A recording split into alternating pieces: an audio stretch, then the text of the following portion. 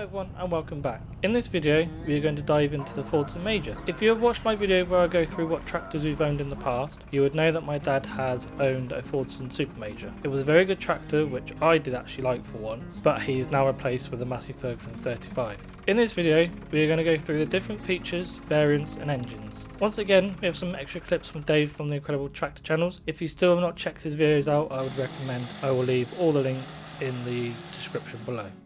We begin in 1945 when Fordson introduced the E27N Major, a tractor built to replace the long-serving Model N. As Britain emerged from the war, there was a demand for heavier, more capable tractors. This was when the E27N Major was introduced. Built at the Dagenham plant in Essex, England, the E27N was in production from 1945 to 1952. It used a longer and heavier chassis than the Model N, giving it more substantial feel, but better suited for ploughing and heavy farm work. The E27N came with a choice of engines, a Ford 4-cylinder petrol engine of around 3.6 litres, a TVO engine, a diesel option often supplied by Perkins such as the P6 45 horsepower engine or the Canadian-built Chrysler 6-cylinder diesel in later years.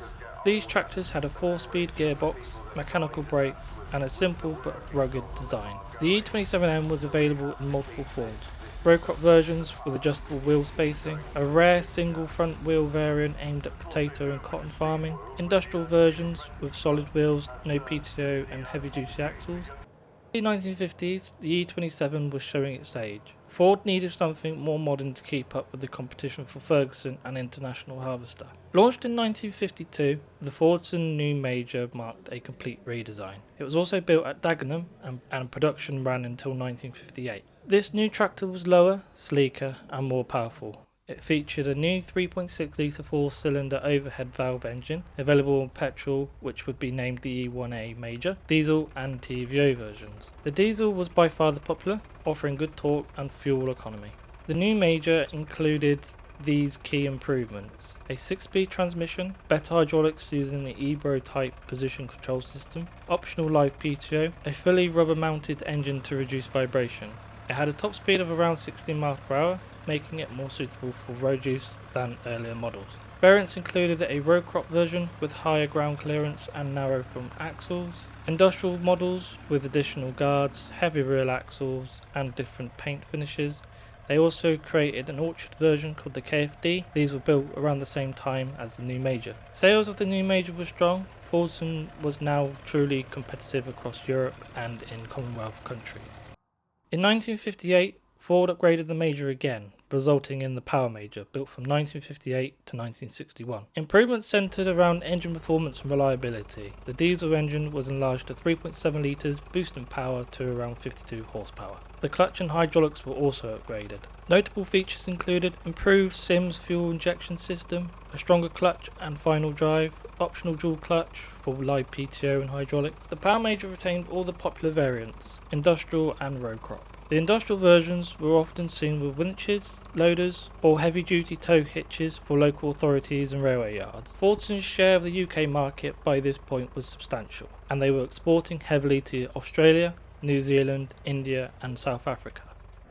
The next evolution was the Super Major, produced from 1960 to 1964. This was a more refined tractor that brought Fordson in line with the latest competition for Massey Ferguson and David Brown. Key upgrades included an enlarged 3.995 litre 4-cylinder diesel engine producing around 53 horsepower, live hydraulics and live PTO as standard on many models, a better driving position with revised controls, improved seat and more intuitive layout, 12-volt electrical system replacing the old 6-volt design. The Super Major was well liked for its torque and rugged simplicity.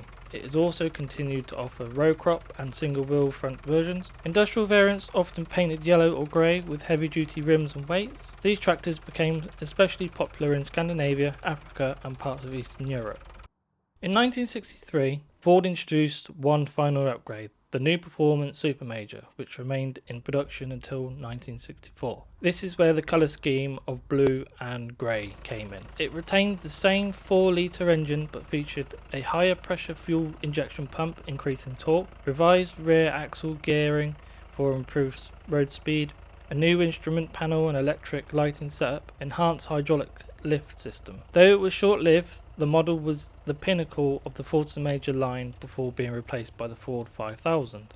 Exact sale models vary, but estimates suggest over 500,000 Ford E27Ns were built. The combined production of the New Major, Power Major and Super Major surpassed 700,000 units. These tractors were a mainstay of global agriculture and were among the most exported tractors of their era. Even today, many remain in use, restored or working, a testament to their engineering and reliability.